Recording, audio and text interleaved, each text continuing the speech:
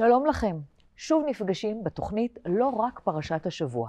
מוזיאון ישראל מארח את בית אביחי. היום אנחנו במפגש הסיום לסדרה שעסקה בספר במדבר. במפגש ישוחח אביגדור שנן, פרופסור לספרות האגדה והיועץ האקדמי של בית אביחי, עם דוקטור אמיתי מנדלסון, עוצר בכיר לאומנות ישראלית במוזיאון. מפגש מהנה ולהתראות בסדרה הבאה.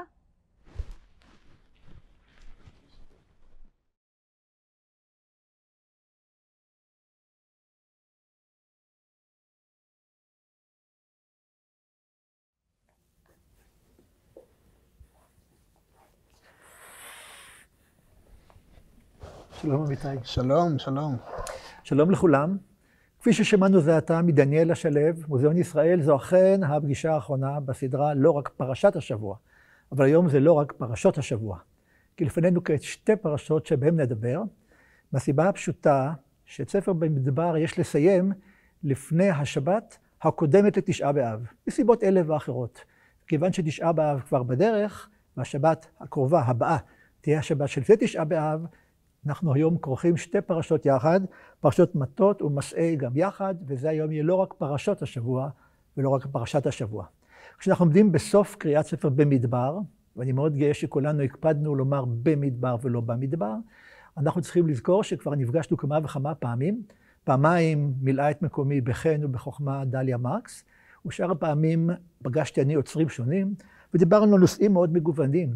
פתחנו פרשת במדבר על מטבעות ומפקדים, המשכנו בפרשת נשוא על יין ושתיית יין, בפרשת בהעלותך דיברנו על אור ותופעות שונות של אור, בפרשה הבאה דיברה דליה על שבעת המינים ולאחריה על השאול, חזרתי בפרשת חוקת, דיברנו על נחש, לאחר מכן פרשת בלק עסקנו בחמור, ולאחר הפסקה קטנה שבה דיברנו על נשים פעלתניות, חוזרים היום שוב לבעלי חיים, כפי שתראו מיד בהמשך.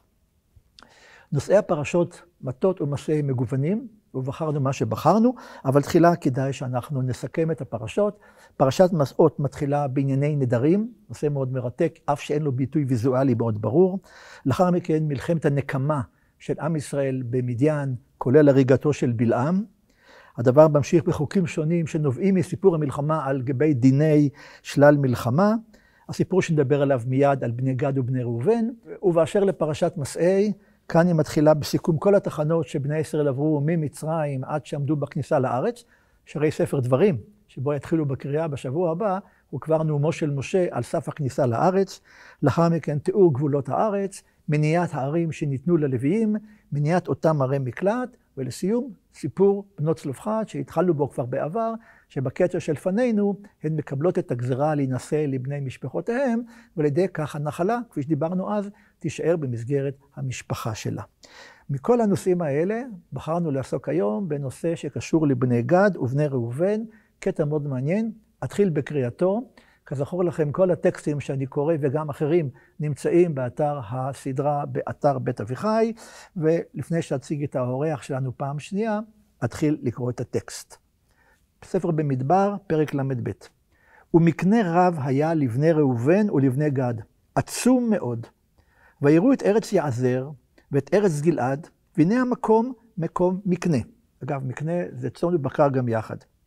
ויבואו בני גד ובני ראובן ויאמרו אל משה, ואל אלעזר הכהן ואל נשיאי העדה, לאמור, עטרות ודיבון ויעזר ונמרה וחשבון ואלעלה, הכל מקומות.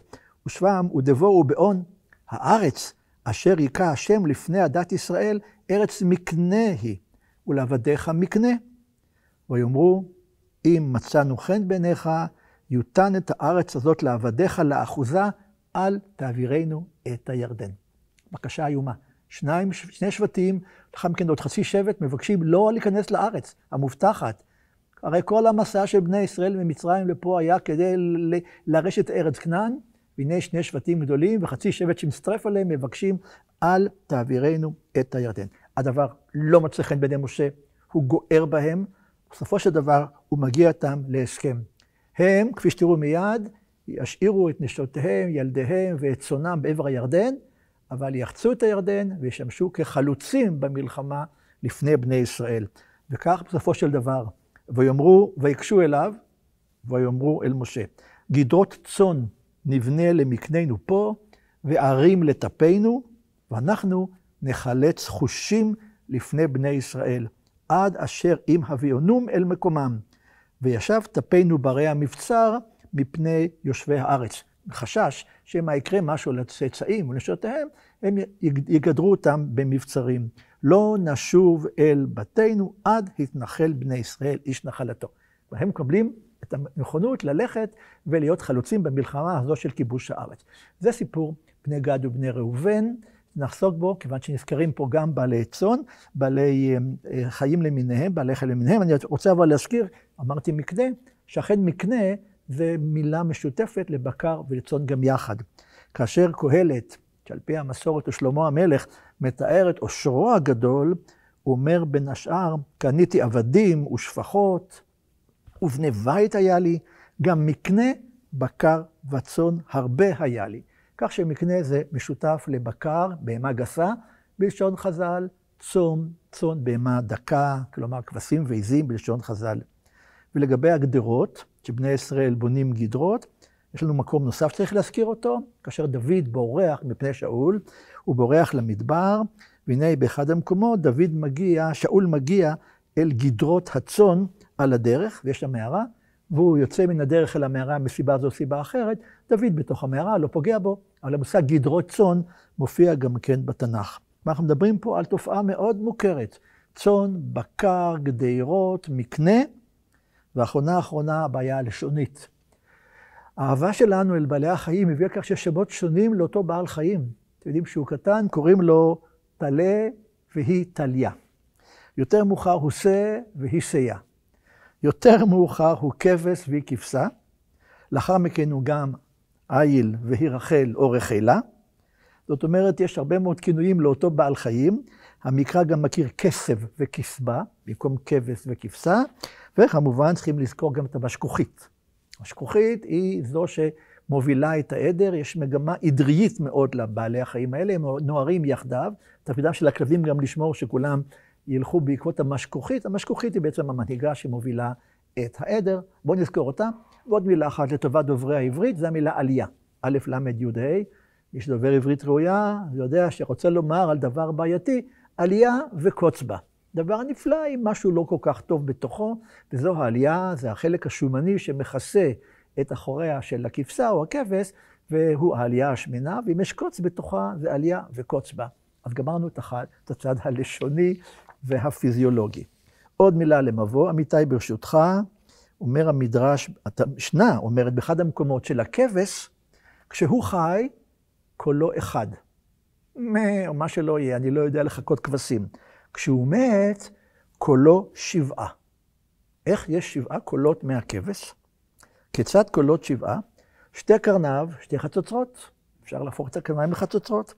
2 שוקיו, מסתבר, 2 חלילים. את השוק של הכבש, כאשר רוקנו מן המח שבתוכו ונגבו בו חורים, אפשר היה לעשות אותו לחלילים. אורו לתוף, מאיו לנבלים, בני מאיו לכינורות. את המיתרים של הנבל ושל הכינור עשו מכבש, מהמעיים של כבש. נדמה לי עד היום, יכול להיות שאני ניגנתי בזמנו, אמרו לי שהמיתרים שניגנתי יהיו מתוך מעיים של חתול. לכן שניגנתי גם זה נשמע קצת מיהו כמו חתולים. בכל מקרה, בעקבות כל המבואות האלה, נדבר עכשיו על כבש ועל צאן, במקרא, במדרש ובאמנות, וכאן כמובן, אני שמח שוב לפגוש חבר ותיק, דוקטור אמיתי מנדלסון, אמיתי מכאן ואילך. נתנו כבוד לפרופסור ולדוקטור, וכמובן קשה לנחש, לא קשה לנחש, לפעמים אנחנו עומדים, אנחנו נמצאים בגלריה לאומנות ישראלית, והיצירה של פנינו, אני מעביר את זה אליך. מנשה קדישמן, אחת הדוגמאות היפות והמרגשות לאינסוף תיאורים של כבשים, שהכלסו את יצירתו של קדישמן. אני חושב שאין אומן שכל כך מזוהה עם בעל חיים אחד, והוא אותו כבש, כמו מנשה קדישמן. אולי אפשר להקדים ולומר שהנושא של צאן, כבשים, מקנה, הוא נושא מאוד מאוד נפוץ באומנות הישראלית. מתחיל עוד בימי בצלאל, זאב רבן עוסק בזה, ראובן רובין, נחום גוטמן, אולי יותר מפורסם אפילו בהקשר הזה בשנות ה-50 הוא יצחק דנציגר, שעוסק בכבשים ובמקומות המרעה שלהם והמכלאות שלהם, כך שזה נושא שהעסיק... זה ציונות, חזרה לארץ, חזרה לעבודת האדמה. בהחלט. העסיק מאוד אנשים כסוג של סמן של הנוף. אפשר לומר, הבעל החיים הכי מזוהה עם הנוף הארץ-ישראלי הוא הכבש. כבש. רק שיהיה ברור, עיזים לא... אני חושב שהיה בלבול בין עיזים לכבשים. לנחום גוטמן יש דווקא ציור מאוד מפורסם שנקרא רועה העיזים, אחד הידועים שלו משנות ה-20, אבל אני לא יודע אם הוא לא התכוון גם לכבשים באותו הקשר. אנחנו שרנו בילדותנו שא וגדי, גדי ושא, אז זה הולך יחד. אנחנו נדבר על כבשים, ואם נתאה קצת ביניהם לבין עיזים, אז יסלחו לנו המומחים לבעלי חיים. מה קורה עם אדון קדישמן? אז קדישמן הוא באמת סיפור מאוד מעניין, והייתי אומר שלא סתם הוא מזוהה עם הכבשים, גם בחייו היה לו קשר אמיתי, לא רק של אומן מול מושא ציור, אלא מהחיים עצמם. בשנות ה-50 הוא היה רועה צאן, בקיבוץ בגליל. הוא יליד הארץ. הוא יליד הארץ. בניגוד לרובין או אחרים שעלו, הוא יליד הארץ. הוא יליד תל אביב, יליד הארץ, גדל כאן, והתנסה במסגרת השירות הצבאי שלו בנחל בתור רועה צאן. וכנראה שהחוויה הזאת, בשנות ה-50, הייתה מאוד מאוד מאוד חזקה עבורו. אמנם לא כל גוף היצירה שלו היה קשור לנושא הזה. שנות ה-60 הוא הקדיש לפיסול מינימליסטי, יש לא מעט דוגמאות יפהפיות של פיסול כזה, אבל בסוף שנות ה-70 היה לו כנראה איזה סוג של צורך לחזור חזרה אל הכבשים. הוא עשה את זה באופן מופלא בביאנלה, כשהוא ייצג את ישראל בביאנלה ב-77, בביאנלה בוונציה, ומה שהוא עשה היה מאוד מעניין ואפילו מהפכני. עדר כבשים, שהוא צבע כל אחד מהם בכחול. על איזה חומר? על איזה חומר? עדר כבשים, ממש. על כבשים ממש, החיות. כבשים ממש. לא, מה שנקרא, האומנות והחיים נפגשים, באופן שלא, גם לא היה לפני כן דבר כזה. הביטן הישראלי, שהוא מבנה, שייצב אותו יעקב רכטר, מבנה מאוד יפה משנות ה-50, הוכלס בעדר כבשים. מה שנקרא, החיים והאומנות השתלבו יחד. לא כמו כל הדברים הסטטיים שאנחנו רואים סביבנו, האומנות חיה, וכל מה שזה אומר. זה עדר כבשים. ואיך הוא אילף אותם לעמוד בשקט והכל? הם לא עמדו בשקט. הם הסתובבו בביתן לאומנות ישראלית, עשו מה שהם עשו, ומדובר בחודשיים 3. ודבר מדהים. אני לצערי לא הייתי צעיר מדי בשביל לחוות את הדבר הזה בלייב. זה עכשיו אומנות דבר כזה, סליחה על השאלה של... אז זאת שאלה שגם שאלו באותו זמן. אתה שם כבשים בתוך הגלריה וקורא לזה אומנות, והוא ראה בזה סמל.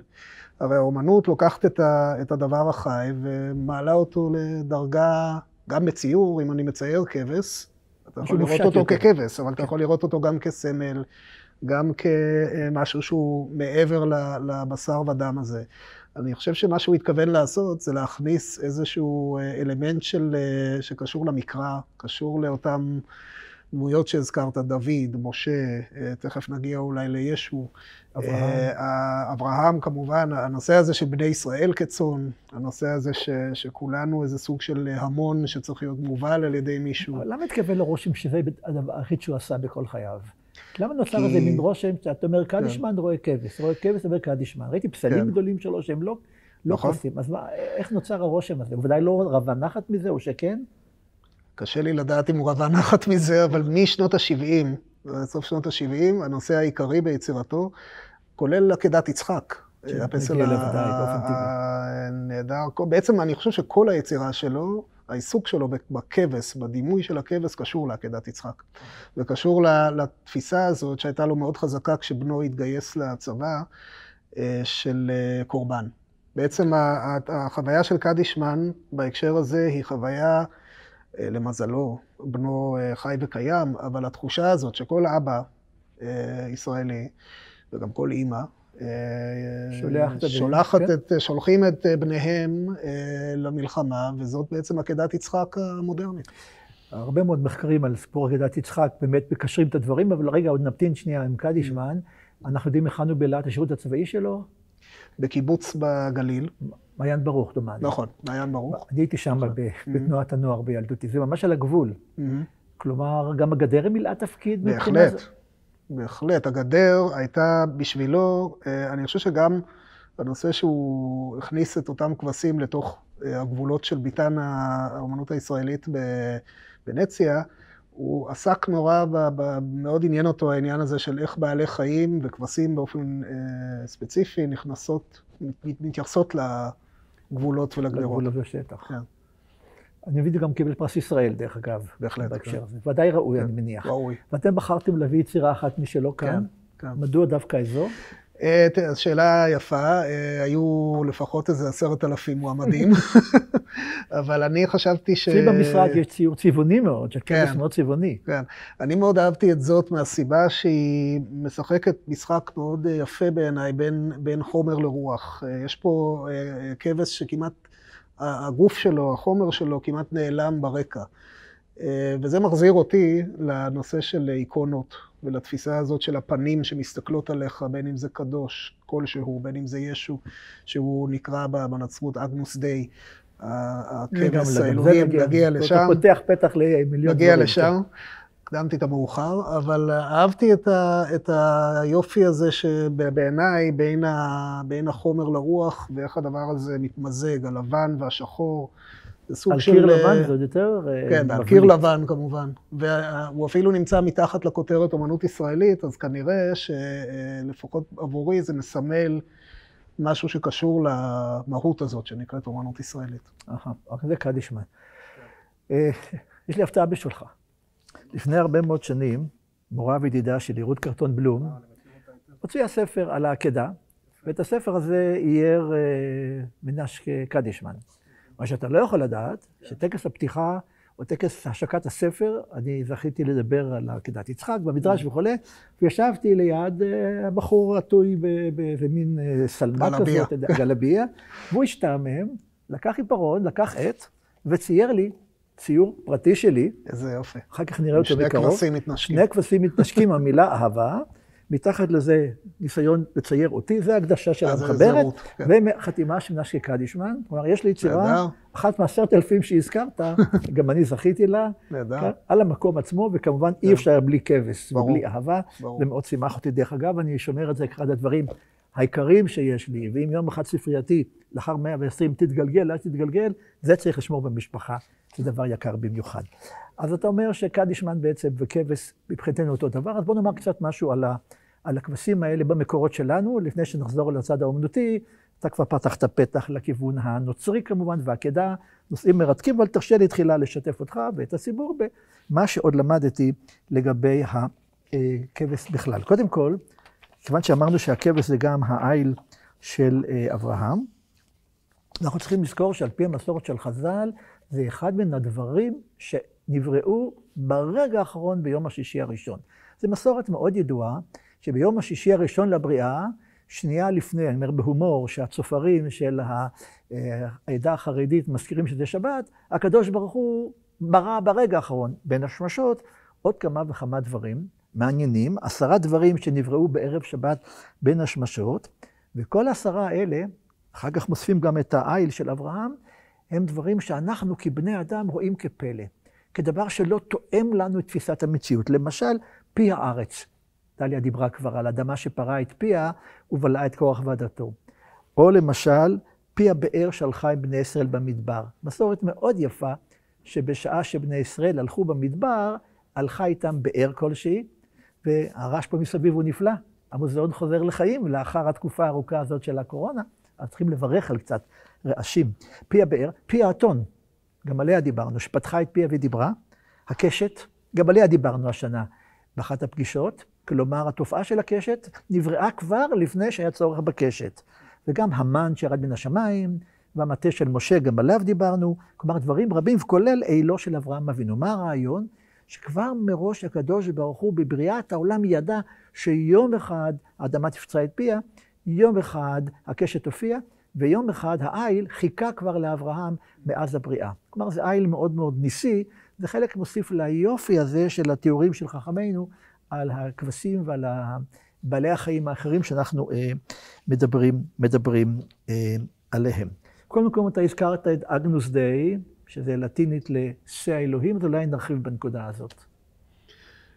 כן, אני חושב שבנצרות לקחו את הנושא הזה מאוד חזק, אפילו יותר ממה שאולי, אני לא יודע, אולי יותר ממה שהתכוונו לעשות ביהדות, אבל השא שהוא עולה לקורבן, מהטקסט מן הסתם נקריא את ישעיהו בהקשר הזה, שהוא קטע מאוד מאוד חשוב בעולם הנוצרי, כסוג של נבואה לבואו של ישו. וישו, אותו שא שהעלו אותו לקורבן. אתה יודע, לי אמרו להגיד ישוע. אתה אומר ישו, אני ישוע. אני בעניין הזה, לפי לפחות כמה מהטקסטים שקראתי כשלמדתי את הנושא, המילה, השם ישו, י' ש' ו', היה כמו יוסי, או כמו קובי, או כמו זה היה כן מקובל כנראה לקרוא לאדם שקראו לו יהושע, בימי בית שני, אז ככה ברור לי שיש איזו משמעות גם מאוד מאוד שלילית ביהדות. כן, פנו לכמה חברים נוצרים, אמרו לי שאנשים עושים שימוש במילה ישו כראשי תיבות יימח שמו וזכרו. אז אנחנו לא שם. אנחנו לא שם, אבל בכל מקרה, נתחיל לקרוא לו ישוע. ראינה, ההזכרה הזאת של שא האלוהים מופיעה בברית החדשה. בבשורה על פי יוחנן, בפרק א' כבר, ישו חוזר למקום שבו יוחנן המטביל הדביל אותו, וכאשר רואה יוחנן את ישוע, הוא אומר, הנה שא האלוהים. ואחר כך הוא מוסיף את המילים, הנושא את חטאת העולם. כלומר, זה שא שבעקדתו, במותו, בצליבתו, החטא העולמי מתכפר. ומכאן גם מגיע הטקס, המילים אגנוס דיי, שא האלוהים, שהוא חלק מן המיסה. חלק ממיסה הקתולית וחלק ממיסת ההשכבה, הרקוויאם, כן, אגנוס דיי, אני קורא לך בלטינית המסכנה שלי, אבל זה די ברור, אגנוס דיי, קיטוליס פקטה מונדי, מיסררה נורביס, שפירושו שא האלוהים, הנושא את חטאת העולם, מונדי רחם עלינו. וזה חלק מכל המלחינים שהלחינו את המיסות, הלחינו את אגנוס דיי, כמובן באמת יש כאן תפקיד מאוד מאוד משמעותי לשא האלוהים בדימוי של יהושע, ואתה אומר שבשביל קדישמן הדברים מתקשרים. אז אם הזכרת מלחינים גדולים, אז אולי נזכיר כמה אומנים גדולים, מימי הרנסנס והלאה, ועוד קדים, אחורה לימי ראשית הנצרות. בראשית הנצרות הסמל של השא היה נפוץ ביותר, קצת גם הדג היה נפוץ, אבל הדג מדבר אולי בפעם אחרת. אני בעלי חיים, השנה היינו עם חמור, אבל אין לנו דגים עכשיו, אין לנו דגים פה. מיד נגיע לדג, בוא רגע נסיים. אבל השא היה סמל שהופיע בתקופה הביזנטית מאות פעמים, על ציורי קיר, בכתבי יד, ואולי נזכיר גם את השא של האפוקליפסה, שעומד במרכז הסצנה הגדולה שמתאר יוחנן, לא השליח יוחנן, אלא יוחנן שקיבל את האפוקליפסה, והוא מתאר את השא הקדוש שעומד במרכז הסצנה הגדולה שם, ויש ציורים רבים, אחד מהם של האחים אבן אייק, שמתאר את אותו שא שעומד במרכז ההתקהלות האדירה של קץ הימים. והשא עומד בלב ההתרחשות. אז יש הרבה מאוד תיאורים, אני אולי אזכיר עוד אחד, זורברן, הצייר הנפלא של המאה ה-17 הספרדי, צייר את האגנוס דיי, זה ציור מאוד קטן, של כבש שמובל, בעצם כבש שאפשר לתאר אותו, לדמיין אותו, שהוא מובל לשחיטה. הוא ציור יפהפה, ואני חושב שקדישמן הכיר את הדברים האלה, ולא סתם אני אומר, אלא שהוא שהה תקופה מסוימת של חייו, גם בשנות ה-50, בעמק המצלבה פה לידינו. זו הייתה השאלה שלי, איך בחור תל אביבי, אז שאלה נהדרת. נחלאי במעיין ברוך, נחשף. איך הוא בכלל נחשף לחומר הזה? אז הוא התעניין. היה לו עניין גדול בנצרות ובסמלים של הנצרות, כי העולם הוויזואלי, אין מה לעשות, הוא יותר ויזואלי בנצרות מאשר ביהדות. לכן הרבה מאוד אומנים, קדישמן אחד מהם, היו עוד הרבה אחרים, שבעצם גם כדי להביע רגשות וקשרים יהודיים או אוניברסליים, לקחו אותם, ינקו אותם מהמסורת הנוצרית, והשא הוא בהחלט חלק משמעותי מאותה מסורת. ויזואלית. זה מאוד מרתק, ואני הזכרת לי, אני חושב, שיחה מוקדמת גם איזה גדרות ושא, או צמר של שא, אכן, אז יש עבודה דווקא די נדירה של קדישמן, שהיא לא, אולי פחות מוכרת לקהל הרחב. זה לא פנים, זה לא מה שאנחנו רואים מאחורינו וראינו בדוגמאות רבות, זה פשוט גדר תיל, גדר מלופפת כזאת, שאפשר לחשוב שהיא יושבת בין אזורים חקלאיים או על גבול של איזה יישוב, ובתוך הגדר תיל הזאת יש, איך זה נקרא, הצמר של הניצי צמר. הניצי צמר של כבשים, שכנראה התנגשו באותה גדר או השתפשפו בה כשהם עברו הלאה. ופה גם שאלה, זה אומנות? זה בעצם ready made אפשר לומר, זה כמו שדושאמפ לקח את אותה משתנה מפורסמת ושם אותה במוזיאון, אז אותה גדר שלקוחה מהחיים, הוא כנראה מצא אותה עם אותם קצוות צמר.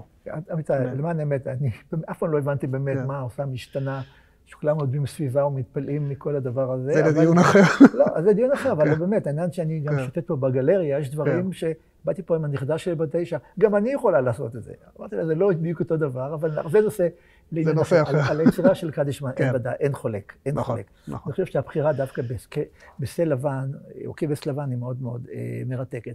אז בואו רגע נתקדם בנושא הזה של הקשר אל העקדה, כפי שקדישמן חווה אותו וצייר אותו, ואני רוצה להזכיר כמובן את הדימוי של ישו הרועה הטוב, אבל גם משה הוא הרועה הטוב, וגם במסורת המקראית האלוהים הרועה הטוב. אני רוצה להזכיר לך שני טקסטים מאוד מאוד מפורסמים, כמעט לכולנו. אחד מהם זה טקסט מרכזי בתפילה של ראש השנה ויום הכיפור, של האשכנזים הוא טקסט בעל עוצמה בלתי רגילה, אצל עדות אחרות הוא יותר מינורי, אבל עדיין מוכר להם. בחברה הישראלית הוא זכה לתהודה בלתי רגילה, לאחר שהולחן בידי ארי רוזנבלום בעקבות מלחמת יום הכיפורים והטרגדיה של הקיבוצים. בכל מקרה, בין השאר, שאומר שם הפייטן, שהיום משערים שזה פייטן ארץ ישראלי מהמאה החמישית-שישית, ונתנה תוקף קדושת היום, כי הוא נורא ואיום, ובו תנסה מלכותך, ויקון בחסד כסאיך, ותשב עליו באמת, אלוהים יושב על האמת, ואז מה אומר? כל באי עולם יעברו לפניך כבני מרון. כבני מרון נוהגים לפרש כבני צאן, אף שלמען אמת זה שיבוש, צריך להיות כבנו מרון, כמו במצעד, כבקרת רואה עדרו, מעביר צונו תחת שבטו, כך תעביר ותספור ותמנה ותפקוד נפש כל חי.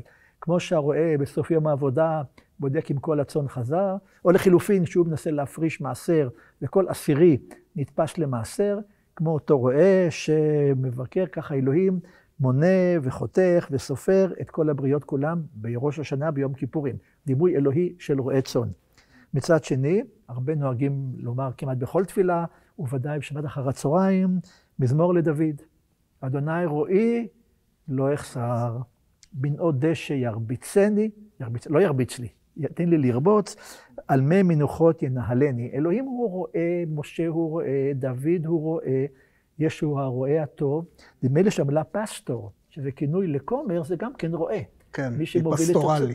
הוא פסטורלי, בדיוק. כל הדברים, כלומר, יש יסוד מאוד מרכזי. הרועה הוא חשוב ביותר. הרועה הוא חשוב, נדמה לי גם יש מקל כזה, מקל לרועה, לא יודע אם האפיפיור הולך איתו, או איזה בישוף הולך איתו, הוא גם כנראה כמטה כזה של רועה. כלומר, העניין של דימוי של רועה בבני אדם כצאן, הוא דבר מאוד מאוד מרכזי.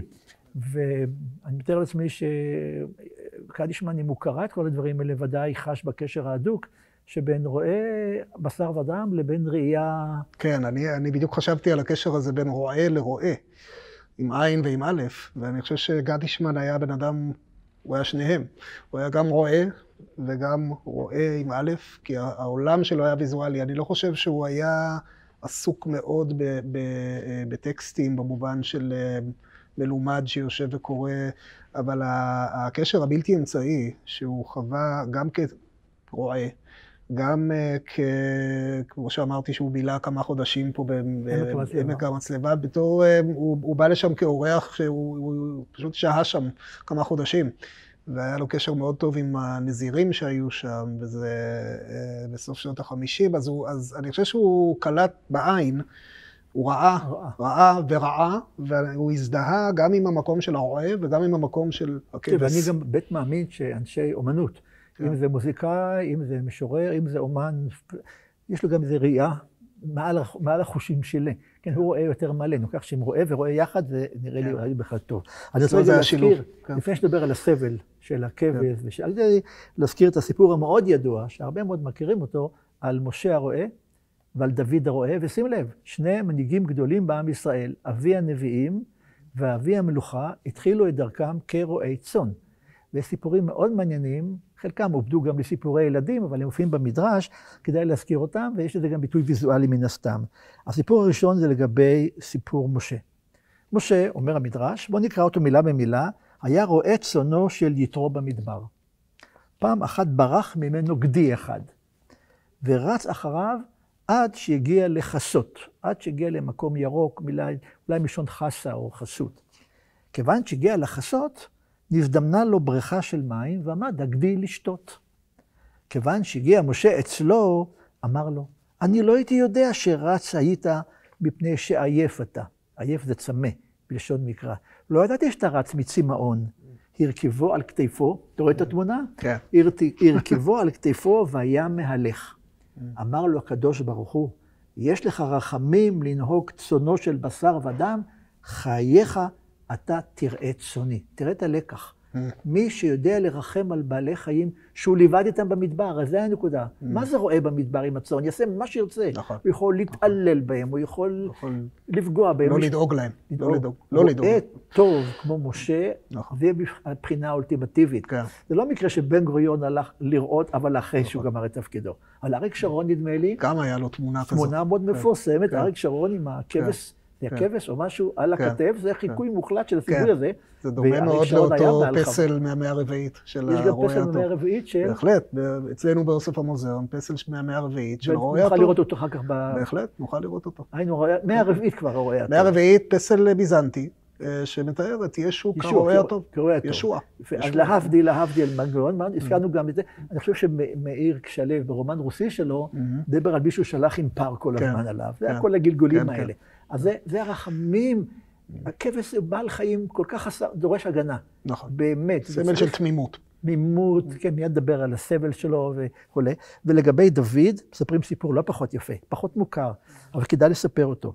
כאשר דוד היה רועה, לא הוציא את כל העדר בבת אחת למרעה, אלא תחילה הוציא את הקטנים כדי שיראו את החלק העליון של העשב.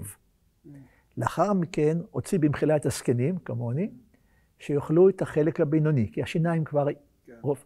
ורק בסוף הוציא את החזקים שיאכלו את השורשים. כי אם הוציא את כולם יחד, כולנו יודעים, כל דאלים כבר. כולם היו דוחפים את הקטנים הצידה. אז דוד המלך שלח תחילת הצעירים, זקנים ואת הבחורים. ואז אמר הקדוש ברוך הוא, מי שיודע לראות את הצאן, איש לפי כוחו, יבוא ויראה בעמי. אתה מבין, גם דוד, גם משה עברו את הבחינה ביחס לצאן. ומשה דוד עבר עוד בחינה אחת בזה שהוא לקח אותם למדבר, כי במדבר זה שטח ששייך לכולם, ואין גזל. כי אתה יודע, מיד נדבר על כך, שבארץ ישראל עד המאה ה-20 כמעט יהודים לא גידלו צאן, משום שזה בניגוד להוראות המשנה. אבל נגיע לדבר הזה בהמשך. אז ראינו באמת שהרועה הטוב, גם בפסול, גם במדרש, הוא דבר אלמנטרי, ועכשיו אני מחכה למה שאתה המתנת כל הזמן, הסבל הזה, שאתה רואה בכבש שמובל העקדה. כן, אני חושב שזה מן הסתם היה, זה אולי אפילו קשור קודם לכן, לסיפור של הבל, כאותו רועה צאן, שהקורבן הראשון של רצח. אולי גם זה קשור, כי הוא מסמל באיזשהו אופן את אותו הצאן שהיה... נכון, האמת לא שקלתי גם את הבל בסיפור הזה. איש האדמה... אולי. לא, אני חושב שהמתח בין רועה צאן לבין איש האדמה הוא מתח בסיסי שמלווה את המסורת העולמית כולה. זה בין הנווד, הבדואי הזה, לבין העיקר המקומי, זה מתח מאוד מרכזי. אתה יודע מה קראתי אצל ביאליק באחד המקומות? מאוד הפתיע אותי. ביאליק בהערת שוליים, באחד המקומות כותב, להסביר את האיסור של שעטנז, שזה צמר ופשתים יחדיו, שזה איסור של התורה שלא מובן מאליו. הוא מסביר ואומר, צמר זה מעולם החי, הפשתן זה מעולם החקלאות, הם לא יכולים לבוא ביחד. יש איזה מתח פנימי בין איש האדמה לבין מאוד מאוד מעניין. בכל מקרה, דיברנו על הסבל הגדול עשה האלוהים וכולי, ואתה רמזת לפסוק בספר ישעיהו? כן, בהחלט. פסוק אתה רוצה שיקרא אותו? בהחלט. אני אקרא אותו. כאשר ישעיהו מדבר על העבד, שזה למעשה בקריאה הנוצרית, הכנה לסיפור ישוע, הוא אומר בין השאר לגבי אותו עבד שהוא נבזה, חדל אישים, איש מכאובות, ידוע חולי, נבזה, ולא חשבנו, אבל אכן חולנו הוא נשא. הוא נשא את חולנו ומכאובנו סבלם. כלומר, זו התפיסה הנוצרית, שמותו של ישוע הוא בשביל חטא העולם כולו, כמו שראינו גם באגנוס דיי, והוא במותו כיפר על כל זה. ואז נאמר, כולנו כצאן טעינו, איש לדרכו פנינו, אבל הוא, אותו אחד, ניגש והוא נענה, לא יפתח פיו. כסה לטבח יובל, וכרחל, כלומר שיה נקבה, לפני גוזזיה נעלמה ולא יפתח פיו. הוא מקבל את הסבל כסה לטבח יובל. אגב, פה יש הרצאה שלמה, כמובן אפשר לדבר על המושג של כסה לטבח, כן, כל העניין הזה של ההתייחסות של הישראליות הצברית בשנות ה-50 המוקדמות, אל אותם אנשים שחזרו מן השואה בתנ"ך, שהלכתם כצאן לטבח או כסה לטבח, זה קשור לכאן, אבל בכל מקרה, גם ירמיהו אומר, אני כחפש אלוף יובל לטבוח. היינו כבשה תמימה, היא לא יודעת. לוקחים אותה לשחיטה, והיא ממש לא יודעת. אני לא רואה פעם, אני רואה, אתה יודע, ליבי כואב, אני רואה מסעיות עם פרות ועם כבשים בלילה, ותרנגולות בלולים, ואני יודע בדיוק שמחר זה סטייקים. וקשה להסתכל על העיניים של בעלי החיים האלה. פגשתי אנשים שהפכו לצמחוניים, כאשר הסתכלו בעיניים לבעל חיים שמובל קשה לטבח. הנצרות כמובן ראתה את ישו כאותו שא שמובל לטבח כדי לכפר על חטאי העולם כולו, כמו שאומר כולו. וכנראה קדישמן גם בדברים האלה כנראה חש. לכן אהבתי שהזכרת לי את הצמר ואת הגדר. כי כאשר הכבש מתחכך בגדר, הוא בוודאי גם נשרט. ייתכן מאוד שגם יש טיפות דם בדברים עצמם, וזה בדיוק מה שאנחנו חיפשנו. וזה אפילו מזכיר את כתר הקוצים המפורסם. הכתר הקוצים של ראשו של ישוע, בסיפור העקדה. בסיפור העקדה, כבר נפלטתי, זה נכון, זה נכון. בסיפור משפט ישוע. בשביל המסורת הנוצרית, סיפור עקדת יצחק זה פרפיגורציה. הנה המילה, כלומר, הכנה לסיפור האמיתי. נכון. זה מעניין. בניגוד לקוראן, שככל ידוע לי, רואה את הקוראן כספר חשוב שפסל את הברית החדשה, שפסלה את הברית הישנה, כמו שהם קוראים לה. הם לא אומרים שהתנ"ך הוא חסר ערך, אלא הברית החדשה באה במקומו, והקוראן בא במקומו. הנצרות לא. הנצרות לא לכולנו, ראתה את הברית החדשה כחלק ב' לברית החדשה, ואותה מילה איומה ששמעתם פרפיגורציה, זה פירושו בעצם קריאת הסיפור המקראי של התנ"ך שלנו, כהכנה לסיפור האמיתי של תולדות ישו וכולי, ואני, כשנפגשתי עם שלומית שטיינברג שלכם, דיברנו הרבה על סמל הנחש הנחושת, על המטה כמסמל בסופו של דבר את ישוע על הצלב, ואפשר להביא דוגמאות רבות כגון אלה. הזכרת את הדג של יונה למשל, זה בהחלט דוגמה נפלאה כגון זו. כלומר, התהליך של, ואכן אני חוזר לסיפור שלנו, 900 מיליארד בני אדם בעולם, או 900 מיליון, אני לא יודע כמה יש נוצרים, קתולים, מאמינים, שבשעה מסוימת אב לקח את הבן להר הבית בפסח, הקריב אותו, ומי שמאמין בסיפור הזה יזכה לישועה. זה סיפור ישוע המוקרב בפסחה פה בהר הבית. זה סיפור יצחק שמובא לעקדה בידי אברהם, האב הגדול. כלומר, הדברים האלה התערבבו בצורה מאוד רגילה, לא רגילה, ולכן לא פלא שגם קדישמן ממלא בזה תפקיד. ואם אתה רוצה רגע, אתנחת בשביל לחייך קצת. דיברנו על עקדה, דיברנו על רחל שמובלת לשחיטה, זה לרגע סיפור לגמרי אחר, בשביל האתנחתא למען הציבור שמרגיש שאנחנו כבדים מאוד, וזה סיפור על נוח והשטן. כשהתחיל נוח נוטע, כרם, בא שטן ועמד לפניו. אמר לו, מה אתה נוטע? אמר לו, כרם, זה מדרש. אמר לו, השטן, מה טיבו? אמר לו, פירותיו מתוקים, בין לחים, בין יבשים. ענבים וצימוקים. עושים מהם יין המשמח לבבות. אמר לו השטן, רצונך שניטע אותו יחד, אני ואתה? אמר לו, הן. מה עשה השטן? הביא רחילה ושחטה על הגפן. אחר כך הביא אריה ושחטו עליה. אחר כך הביא קוף ושחטו עליה, ואחר כך הביא חזיר ושחטו עליה, והטיף דמיהם והשקע בהם את הכרם. כלומר, הכרם מושקד בדם חזיר, אריה, או לפי הסדר חזיר, קוף, אריה ורכילה. רמז לו. שאדם שותה כוס אחת, הוא כרכילה. ענב ושפל רוח, אפשר להוביל אותו לכל מקום, כמו אותה רכילה שלא יודעת מה קורה סביבותיה. על זה דיברנו. כאשר שותה שתי כוסות, מיד נעשה גיבור כארי, הוא מתחיל לדבר גדולות, הוא אומר מי כמוני. כיוון ששתה 3 כוסות, או 4 כוסות, מיד הוא נעשה כקוף, עומד, הוא מרקד, הוא משחק, הוא מדבר פיו בפני כולם, ואינו יודע מה יעשה, כשנשתכר נעשה כחזיר, מתלכלך בטיט, הוא מוטל בהשפעה, וגם עושה את צרכיו. בקיצור, הסיפור הזה המשעשע, דרך אגב מזכיר את הרכילה שדיברנו עליה, אבל כמובן בכיוון שונה לחלוטין. כן. אם אנחנו סיימנו את הנושא הזה של קדישמן ועקדה, אני חושב, אלא אם כן תרצה עוד לומר משהו בהקשר הזה, אני רוצה להזכיר מה שאמרתי קודם, שעל פי המשנה לא מגדלים בהמה דקה בארץ ישראל. משום שהם היו משחיתים את היבול. בניגוד ואז היו רואים אותם מחוץ לארץ ישראל. אין מגדלים בהמה דקה בארץ ישראל, אומרת המשנה, וזה התקיים בהקשר היהודי כמעט עד תחילת המאה ה-20. עד אז רק הערבים גידלו. יהודים לא גידלו. יהודים לא גידלו. לפי מה שאני קראתי, אם אפשר לקרוא באיגוד הנוקדים, הנה עוד מילה לנוקד, מישהו עוסק בגידול צאן וכולי, לא היו עדרים משמעותיים של יהודים עד תחילת המאה ה-20, כאשר הדברים קצת השתנו, כמו שהרבה מאוד דברים השתנו, ואז יש לנו, אפשר למצוא בגוגל כל המידע על מספר הכבשים, על השימוש בהם.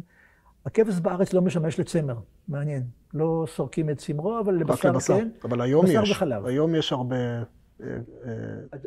עדרים של יהודים.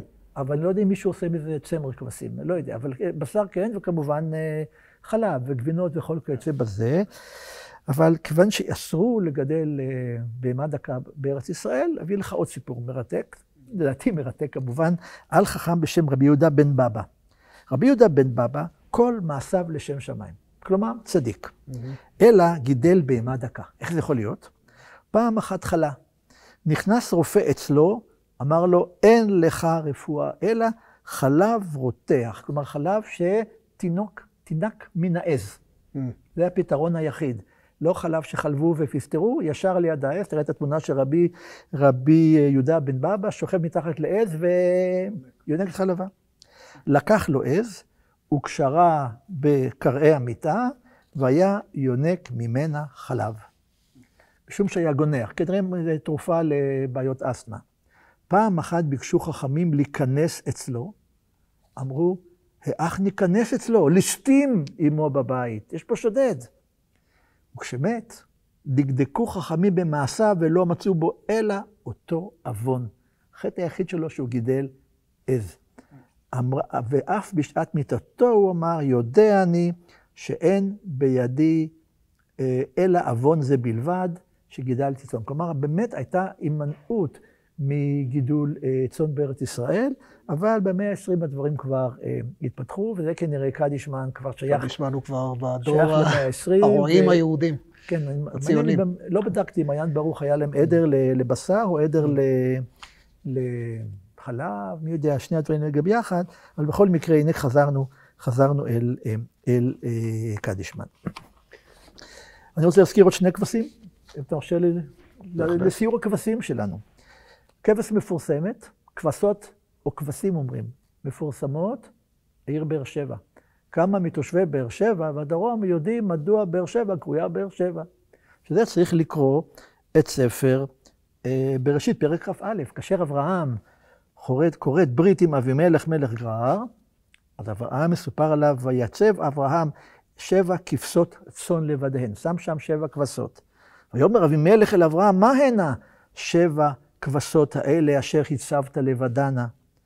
ויאמר, כי את 7 כבשות תיקח מידי, בעבור תהיה לי לעדה, כי חפרתי את הבאר הזאת. היה מאבק על באר, אבימלך ורואה אבימלך ואברהם, אז הברית שהם כרתו, העדות אותם 7 כבשות שאברהם נותן לאבימלך, ולכן קרא למקום ההוא באר שבע.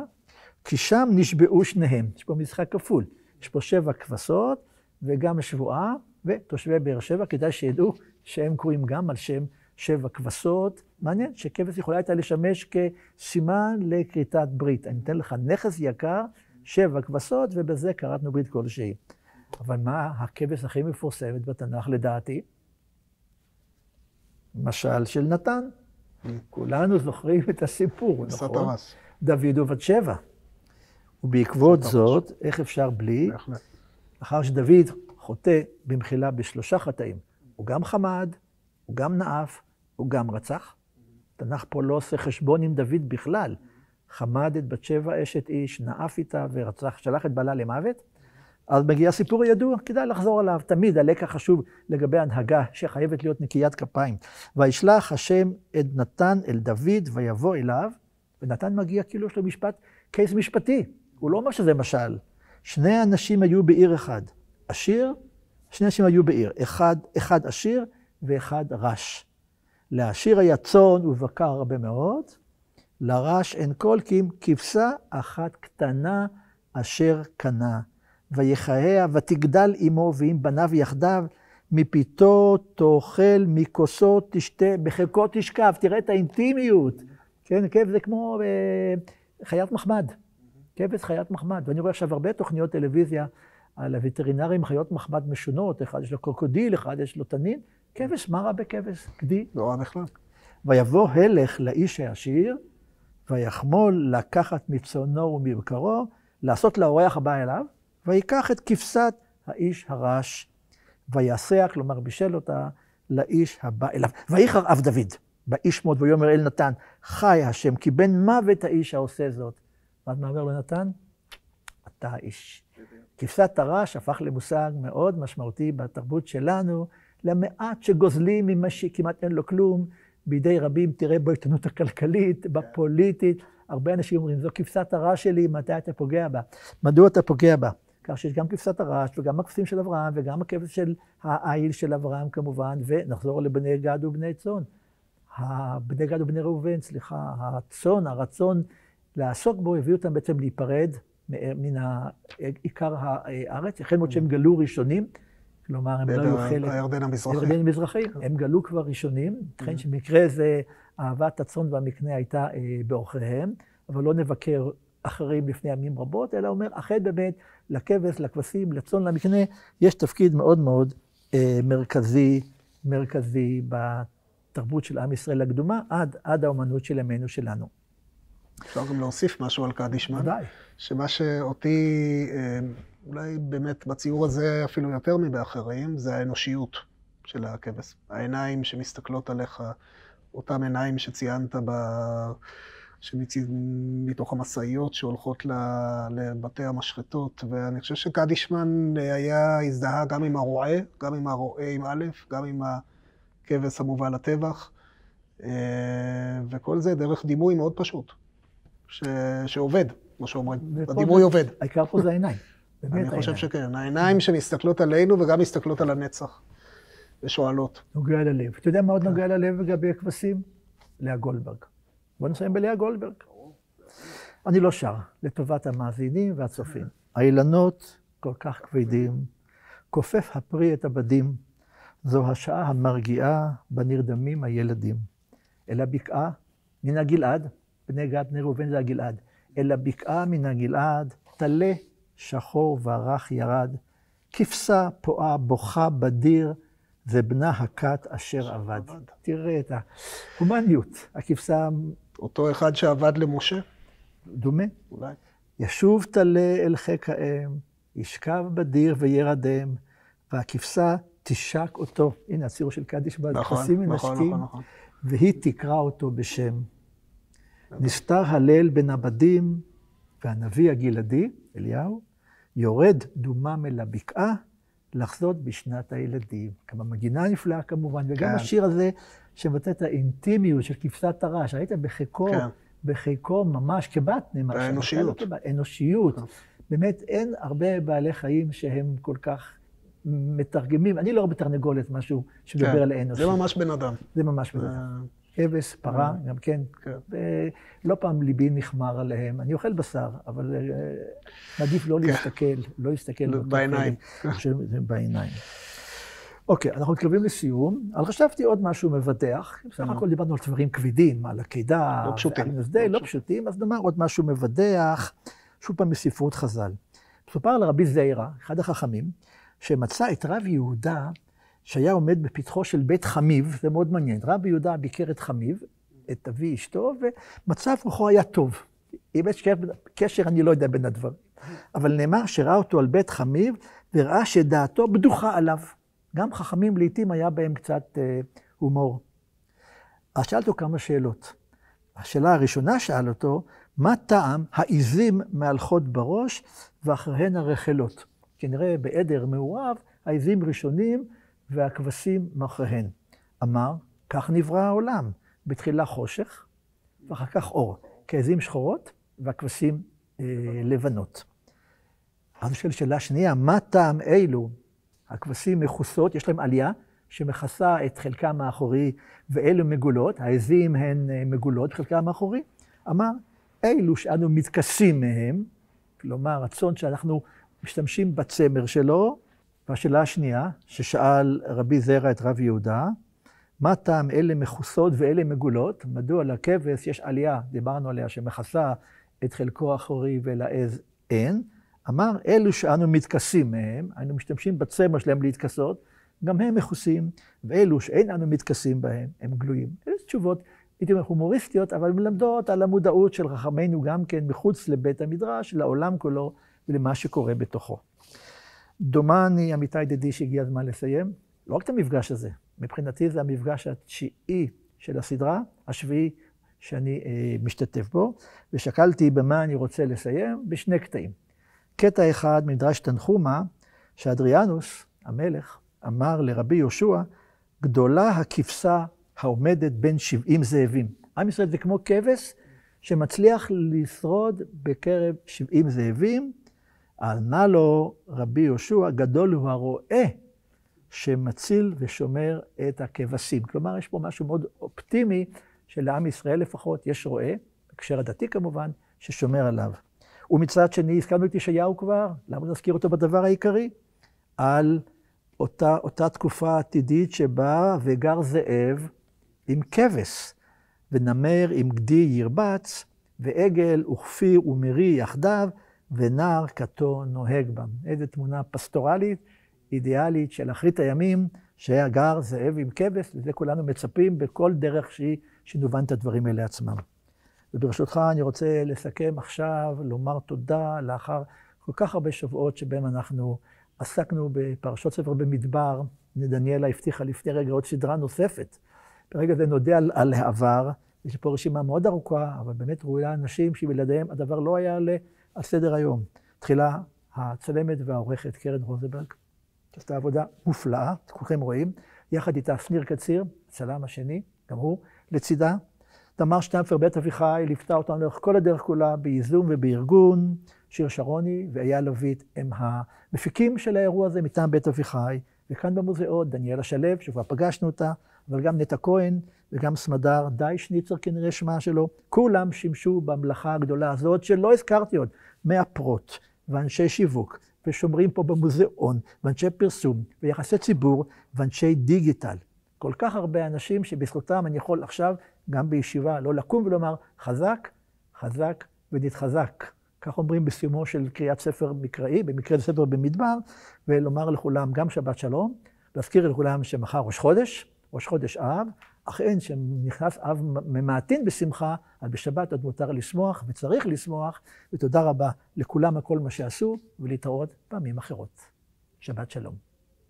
תודה. שלום. תודה.